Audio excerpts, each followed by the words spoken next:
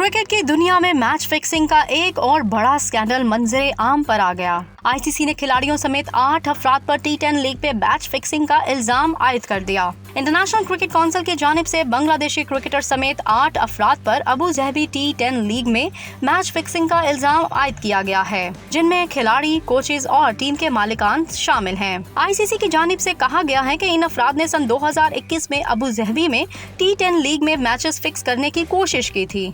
मुल्जिमान में बांग्लादेश के साबिक international cricketer Nasir Hussain, domestic cricketer Rizwan Javed और Saliya Saman, batting coach Ashar Zaidi, assistant coach Sunny Dhillu, team manager Shadab Ahmed, team के शरीक मालिकान कृष्ण कुमार और पराग सिंघवी शामिल हैं। आईसीसी के मुताबिक एक बैटिंग कोच पर मैच फिक्स करने की कोशिशों का इल्जाम आयद किया गया है, जबकि खिलाड़ियों पर इल्जाम लगाया गया है कि वो फिक्सिंग की कोशिशों का हिस्सा बनने के लिए साथी खिलाड़ियों को इनामात पेश करते रहे।